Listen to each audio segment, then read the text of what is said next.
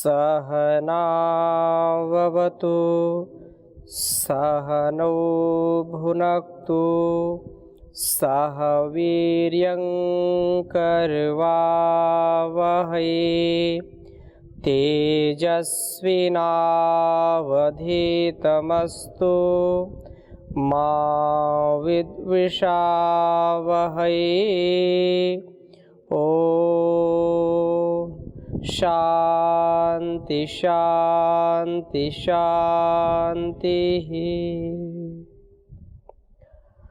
वैदिक जीवन पद्धति की इस कक्षा में आप सबका हार्दिक स्वागत है, अभिनंदन है।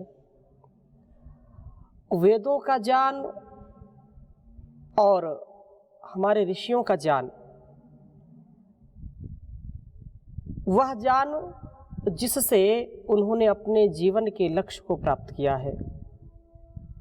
मनसा वाचा कर्मणा जिसका अपने स्वभाव में आधान किया है, इस प्रकृति परमात्मा और आत्मा का जो भी स्वरूप है उसको अच्छी प्रकार समझ करके इस जीवन के लक्ष्य को, ध्येय को प्राप्त किया है।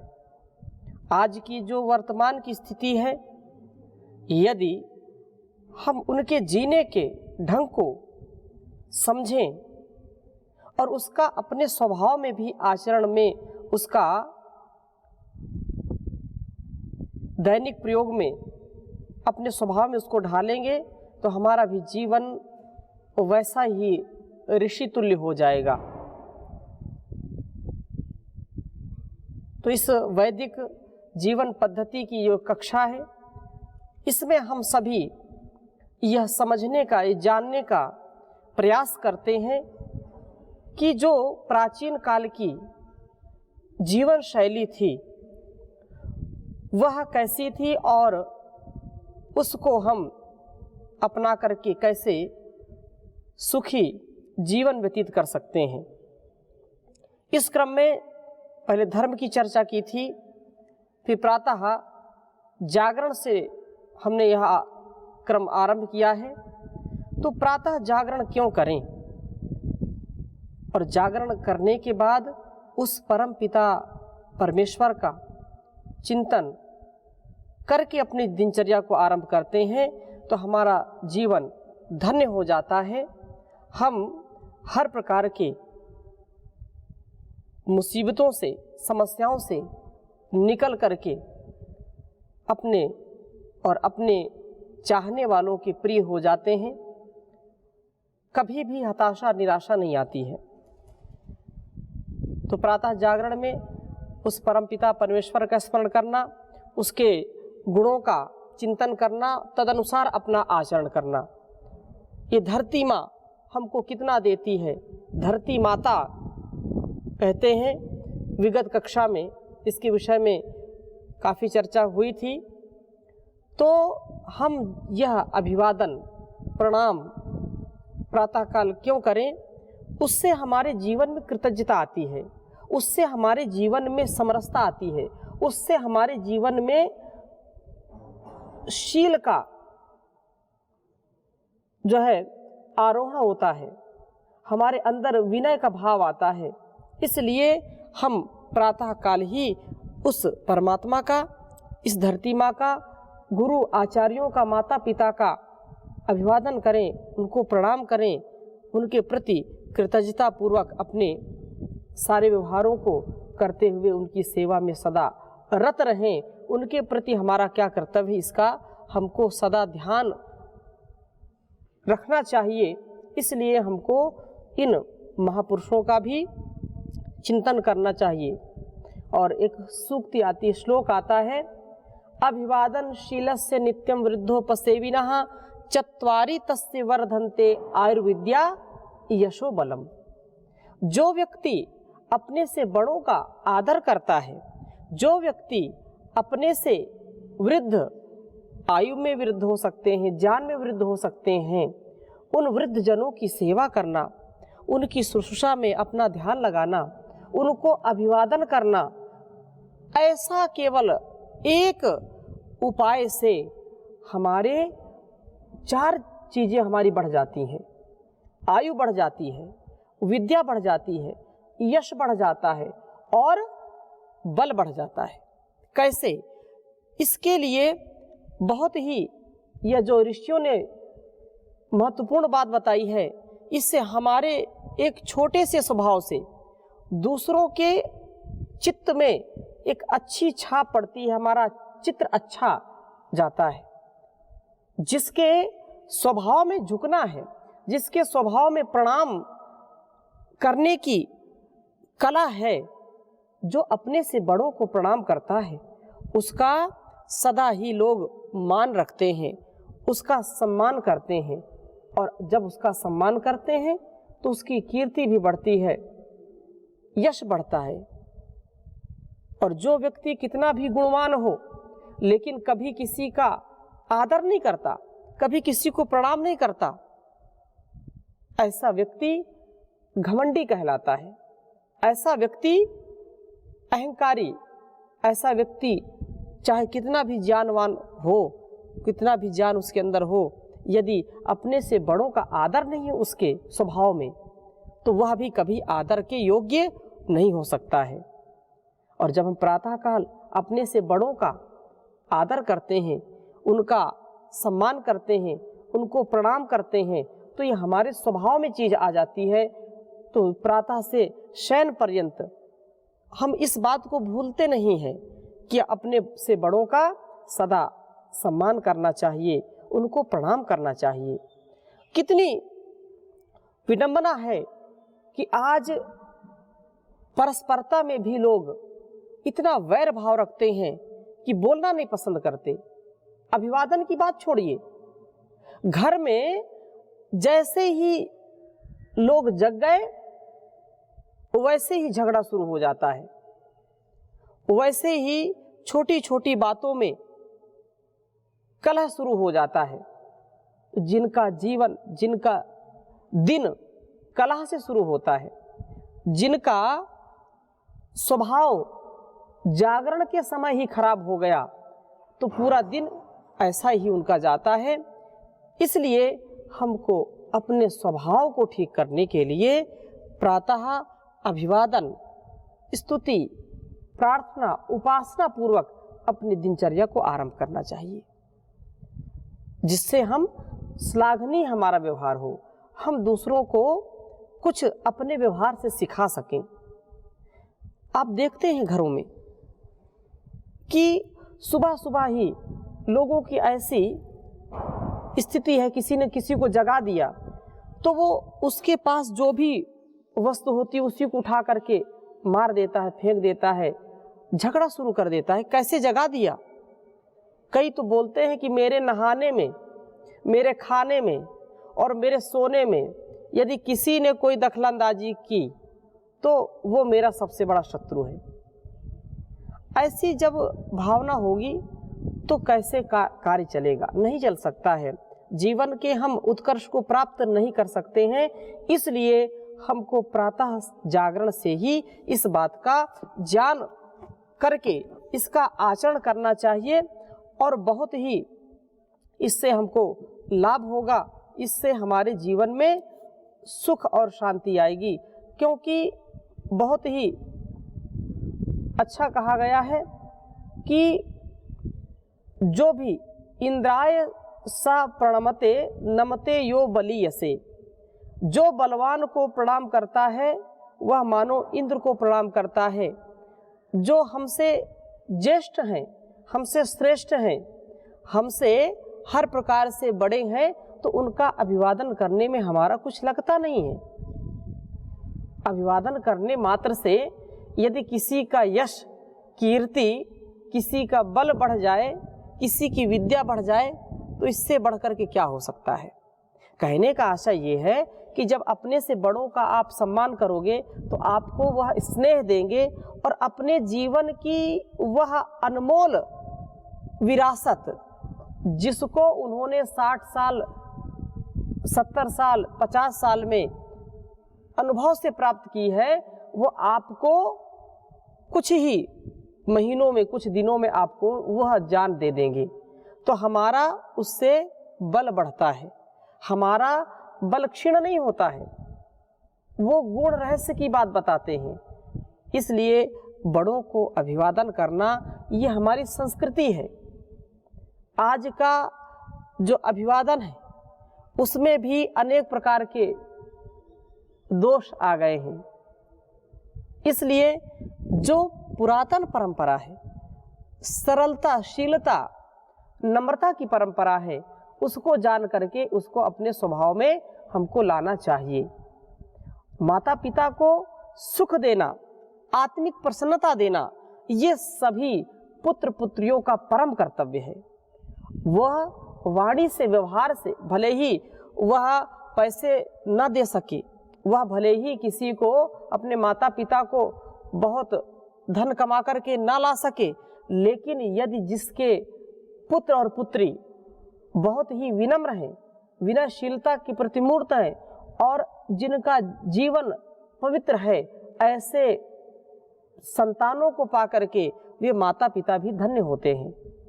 और जिनके संतानें बहुत ही उच्च हैं, विद्या से और बल से भी उच्च है, लेकिन यदि उनकी शीलता नहीं है, उनमें पवित्रता नहीं है, उनमें नेक इरादे नहीं हैं, तो वह दुखी होते हैं कि ये कैसा जो है संतान हमारे यहाँ पुत्र के रूप में या पुत्री के रूप में जन्म ले लिया। वो पग पग दुख देते हैं। तो ऐसे संतानों से क्या लाभ? और वे माता पिता अपने आप को कोसते हैं कि हमारे किसी पूर्व जन्म के ऐसे कोई कर्म रहे होंगे कि ऐसी संतान मिली। तो हम सभी को ये चाहिए कि प्रातः उठ करके ईश्वर का चिंतन करें, मनन करें, माता पिता गुरु आचार्यों का नमन करें, धरती माँ को प्रणाम करें। इसके बाद अपनी दिनचर्या आरंभ करनी चाहिए। कोई इसमें प्रश्न हो किसी का? जी। ओम स्वामी जी। जी स्वामी जी, वैदिक जीवन पद्धति हम लोग पढ़ रहे हैं और इसमें जीवन का सारा सार छिपा हुआ है। धर्म के बारे में आपने बताया स्वामी जी, दिनचर्या के बारे में बताया, प्रातः उठना से लेकर पूरे समाज में कैसे जीना है। तो स्वामी जी, इसका कैसे ये भौतिक जीवन में ये मतलब लोग आजकल नहीं वैदिक जीवन पद्धति, और हम लोग वैदिक जीवन पद्धति पढ़ के भी इसका आनंद ले रहे हैं, सीख रहे हैं, जान रहे हैं, समझ रहे हैं और पूरा सार एक एक करके आपने समझाया। तो ये कैसे इसका प्रचार प्रसार क्या नहीं हो पाया वैदिक जीवन पद्धति का, या इसको आज तो संसार में भौतिक में तो कहीं भी देखने को नहीं मिलता है, तो कैसे इसको उस स्तर तक पहुंचाया जाए जो इसको लोग अपना पाए? बहुत अच्छी बात आपने कही कि इसका क्या प्रचार प्रसार नहीं हो पाया। वैदिक जीवन पद्धति, आज का जो गूगल का ज़माना है, लोग अनेक प्रकार की चीज़ों को सर्च करते हैं। यदि किसी की पत्नी भी खो जाए तो भी लोग गूगल पर सर्च करते हैं। हाँ, अपने मंत्री जी आज बताए थे कि वो भी गूगल का प्रयोग करती है, पति भी गूगल का प्रयोग करता है। तो पत्नी खो जाए तो रिपोर्ट कराने की जरूरत नहीं है, वो बता देंगे कि कहाँ है वो। कहने का आशय ये है कि आज के इस दौर में गूगल को लोगों ने सब कुछ मान लिया है। अच्छा, मान भी लिया है, कुछ चीज़ें उसके लिए बहुत अच्छी हैं, कुछ चीज़ें हानिकारक हैं। हमारे लिए जो लाभकारी है उन चीज़ों को हमको खोजना चाहिए और विज्ञान का सदुपयोग करना चाहिए। विज्ञान वरदान भी है, विज्ञान अभिशाप भी है। जैसे आप तलवार का प्रयोग रक्षा के लिए भी कर सकते हो, रक्षक बन सकते हो तलवार को लेकर के, और भक्षक भी बन सकते हो। कोई पिस्तौल, चाकू, कटार का प्रयोग करता है, साग सब्जी या हिंसक लोगों से, पशुओं से बचना चाहता है तो उसका वो प्रयोग करेगा। और किसी की हत्या करने का या अपने ही हाथ को काटने का यदि कार्य करेंगे तो वो तो करेगा ही करेगा। तो ऐसे ही जो आपने बात कही कि लोग क्या इसको ढूंढते नहीं या इससे लाभ नहीं ले सकते या लाभ नहीं ले पाते हैं, जरूर लेंगे, परंतु वह कामना जब हो। इसके पहले भी कक्षाओं में हमने चर्चा की थी कि बिना कामना के, बिना सद इच्छा के कोई भी कार्य सिद्ध हो नहीं सकता। और जिसके अंदर जिज्ञासा है, इच्छा है किसी भी प्रकार की, वह इच्छा उसकी ज़रूर पूरी होती है, चाहे आज पूरी हो या वर्षों बाद या अगले जन्म में पूरी हो। ये बिल्कुल सत्य है। हाँ, इसमें पुरुषार्थ भी आवश्यक है। कोई बोले कि नहीं मैं बैठे बैठे जो है प्लेन उड़ाने लगूं, प्लेन में चलूं, केवल सोचने मात्र से नहीं होगा। हाँ, उसके प्रति आपको पुरुषार्थ भी करना पड़ेगा। पुरुषार्थ के बिना तो कुछ भी हासिल नहीं हो सकता है। तो ऐसे ही वैदिक जीवन पद्धति के प्रति या वैदिक परंपरा को जानने के लिए हमारे अंदर जिज्ञासा होनी चाहिए, हमारे अंदर पिपासा होनी चाहिए, हमारे अंदर मुमुक्षुत्व होना चाहिए। जब हम इच्छा करेंगे तो वह परमात्मा ऐसी कोई ना कोई तरकीब, कोई ना कोई ऐसी स्थिति उत्पन्न करेगा कि आपको उसका ज्ञान मिलेगा। ये इंद्रियां हमारी बहिर्मुख होती हैं। आप नेट का भी प्रयोग करते हो, गूगल का प्रयोग करते हो, या मोबाइल का जो अनेक प्रकार के ऐप लोड करके आप उनसे चर्चा करते हैं, चैट करते हैं, तो वह हमारी चंचलता युक्त चीज़ें होती हैं। इनसे यदि हम उपकार लेना चाहते हैं तो सात्विक स्थिति में भी आपको पहुंचाने में ये मददगार हैं, आपकी मदद करेंगी। आप अनेक शास्त्रों को, वेद विद्या को इससे सीख सकते हो, जान सकते हो, लेकिन जो वैदिक परंपरा का ज्ञान है, जो गुरु शिष्य परंपरा का ज्ञान है, उसमें एक जो पर्सनल अटैचमेंट होता है वह तो गुरु की सन्निधि से ही मिलता है। यदि सब केवल संचार के माध्यम से हो जाए तो फिर किसी के पास किसी के जाने की आवश्यकता नहीं पड़ती है। लेकिन ये जो भावनात्मक स्थिति है, एक दूसरे का जो भावना जुड़ी होती है, उससे बहुत विशेष प्रभाव पड़ता है। ये सहायक हो सकते हैं आपके, लेकिन ये साध्य नहीं है। इसलिए जो इस वैदिक परंपरा को समझने का प्रयास करे तो उसके लिए ये साधन हो सकते हैं, और इनको थोड़ा सा अपने जीवन में उतार करके, जान करके, फिर आगे की यात्रा वो संभाल सकता है, आगे की यात्रा वो कर सकता है, ऐसा मानना चाहिए। और कोई प्रश्न? ओम स्वामी जी। जी स्वामी जी, में प्रवास के दौरान जैसे हर जगह जाने का अवसर मिलता है जी, तो बहुत जगह तो पुत्र ही पिता से परेशान होते हैं, क्योंकि पिता कोई गलत संगत में, जैसे मैं मुंबई गया था जी, तो उसका पुत्र रो रहा था, जो कि काफ़ी उसकी उम्र थी। वो बोले मेरे पिता शराब भी पीते हैं और साथ में काफ़ी बीमारियां भी हैं, और कहते हैं कि मेरी सेवा के लिए 24 घंटे नहीं बैठेगा तो जो भी फ्लैट है यहाँ मैं बेच दूंगा, तो भिखारी की तरह ज़िंदगी जिएगा। तो वो रो रहा था बैठे मेरे पास में, बता रहा था कि ऐसा ऐसा है। तो वहाँ क्या किया जा सकता है? हाँ, ये भी अपवाद में बहुत ऐसे माता पिता मिलते हैं, यद्यपि उनका भाव अच्छा ही होता है पुत्र और पुत्रियों के प्रति, लेकिन जिनके अंदर ज्ञान नहीं है, जिनके अंदर व्यवहारिकता नहीं है, जिन्होंने परस्परता में जीना सीखा नहीं है, तो उनके घुट्टी में मिलावट है। वो पिता तो बन गए, लेकिन पिता किसको कहते हैं यही उनको ज्ञान नहीं है।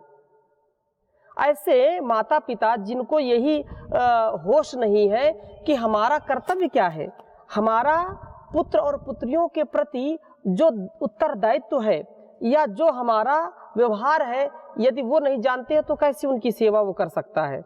और ऐसे ये बिल्कुल बात सत्य कह रहे हैं कि ऐसे माता पिता भी होते हैं जो बहुत ही अच्छी संतानों को, बहुत गुणवान संतानों को, संस्कारित संतानों को भी बहला करके, फुसला करके उनको गलत रास्ते पर डाल देते हैं। ये भी सत्य है। अपवाद में ऐसे बहुत घटनाएं आप संसार में देख सकते हैं। इसीलिए तो वैदिक परंपरा की आवश्यकता है, इसीलिए तो ये जानने की आवश्यकता है कि वह पहले उस गृहस्थ आश्रम में जाने के पहले विद्या अर्जन करे, और विद्या अर्जन करने के बाद जब वो गृहस्थ में जाता है तो गृहस्थ है क्या, गृहस्थी या दाम्पत्य जीवन को समझे, 16 संस्कारों से युक्त जीवन को जिएगा तो कभी भी ऐसा वो पिता नहीं बनेगा।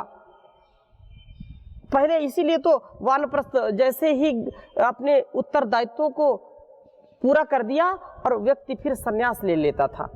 अब सन्यास नहीं लेंगे तो खुराफात सूझेगी, सन्यास नहीं लेंगे तो कुछ ना कुछ लोभ, मोह, ईर्ष्या, द्वेष, ये कुछ ना कुछ तो सूझेगा। बूढ़े बालक एक समान, ऐसा आपने सुना है कि जैसे बच्चों की बुद्धि हो जाती है वैसे 60 साल के बाद वृद्ध व्यक्ति की हो जाती है। लेकिन जिन्होंने अपना पूरा जीवन प्रामाणिकता के साथ जिया है, जिन्होंने वैदिक जीवन को जिया है, जिन्होंने ऋषि तुल्य जीवन जिया है, जो आत्मसंतोष में जिए हैं, वे कितने भी वृद्ध हो जाएं, 100 साल के भी हो जाएं, तो भी कभी वह छल कपट ईर्ष्या द्वेष, न वो स्वयं दुखी रहेंगे न किसी दूसरे को दुखी करेंगे। हमारे बीच में ताऊ जी बैठे हुए हैं, इनके पिताजी 100 वर्ष से अधिक हो गए, 100 वर्ष से अधिक हो गए हैं इनके पिताजी, लेकिन एक छोटी सी सेवा भी दूसरों से नहीं लेते, स्वयं सब कुछ करते हैं। ये आपके सामने उदाहरण बैठे हुए हैं। तो ऐसे अपवाद में लोग मिलते हैं, लेकिन धन्य है उनका जीवन जिन्होंने अपने जीवन को साधा है। वृद्धपन में ये जरूर है कि समस्याएं आ जाती हैं, अपने अपने नहीं होते, पुत्र पुत्र जैसा व्यवहार नहीं करता, पत्नी पत्नी जैसा व्यवहार नहीं करती है, लेकिन हमारा भी तो कुछ कर्तव्य है, हमको कैसे जीना है। भाई ताली बजती है तो दोनों हाथों से बजती है, एक हाथ से बजती नहीं है। जैसे संस्कार आप अपने बच्चों को देंगे वैसा ही उनसे मिलेगा। दूसरी बात, यदि संस्कार माता पिता ने गलत दे दिए हैं और बच्चों को बड़े होने पर ये बात समझ में आ गई कि ये तो गलत बात है, हमको इसका पालन नहीं करना चाहिए, किसी के अच्छे संग में आकर के यदि उन्होंने जान लिया समझ लिया तो अपने माता पिता के जो गलत रास्ते में जाने की शिक्षा दे रहे हैं, तो ऐसे रास्ते पर कभी भी नहीं जाना चाहिए। दोनों की स्थितियां हैं। और भर्तृहरि कहते हैं कि देखो ये वृद्धापन तो आएगा, इसको कोई रोक नहीं सकता है।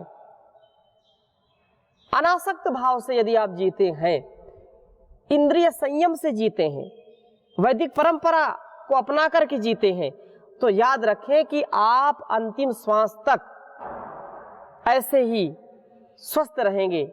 जीवेम शरदा शतम की जो बात कही जा रही है वो सार्थक होगी।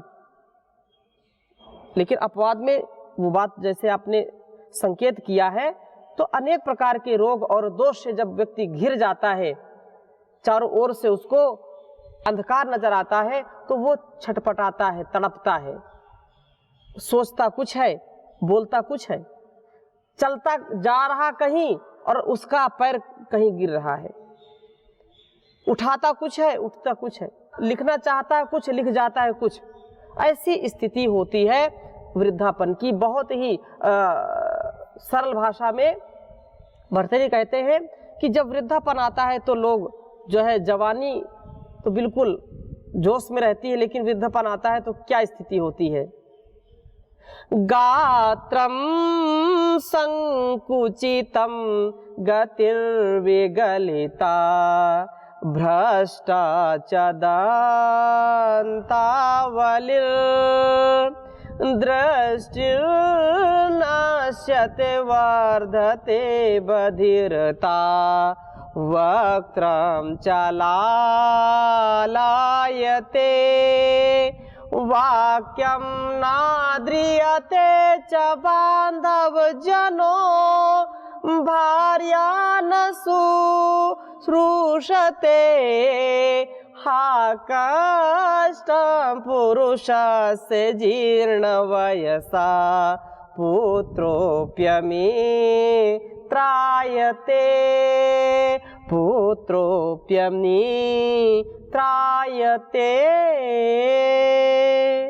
ये वृद्धापन ऐसा ही है।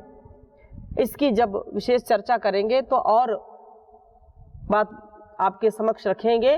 केवल संकेत रूप में वृद्धापन आता है तो अनेक प्रकार के रोग कष्ट हमको सताने लगते हैं, चिंताएं सताने लगती हैं। इसलिए ये इंद्रियां हैं, ये 5 जो कर्म इंद्रियां हैं, 5 जो ज्ञान इंद्रियां हैं और एक मन है, इसको जिसने साध लिया है, मनसा वाचा कर्मणा अपने जीवन को प्रभु के चरणों से बांध लिया है, वह निश्चित रूप से धन्य है और वह कभी भी किसी भी अवस्था में दुखी नहीं रहेगा और न किसी को दुखी करता है।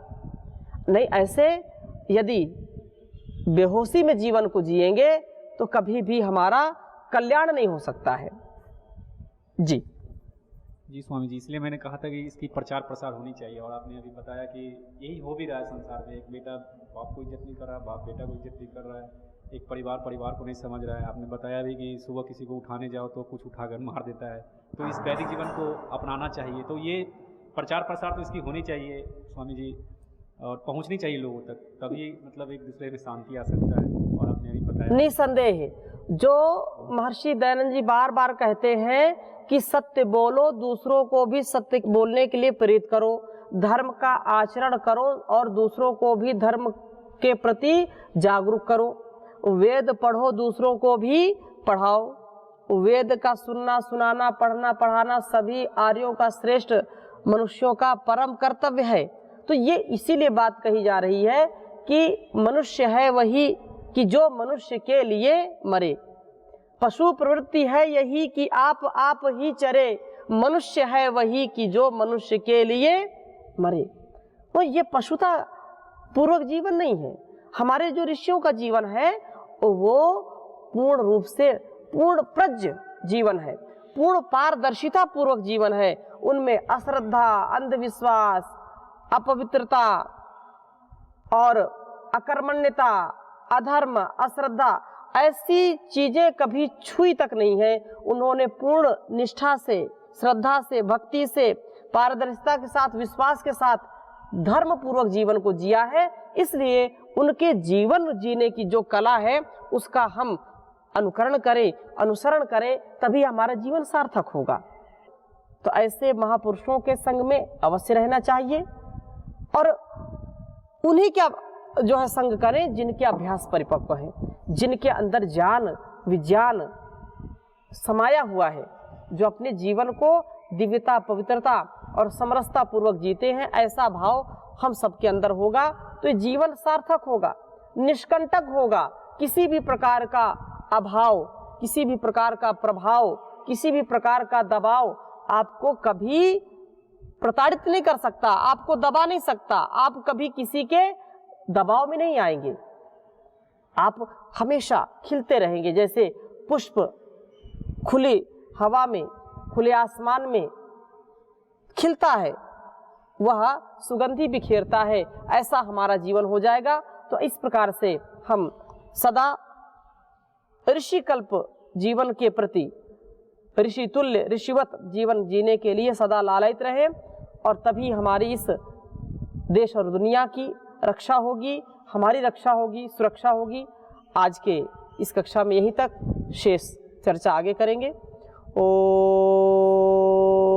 शांति शांति शांति।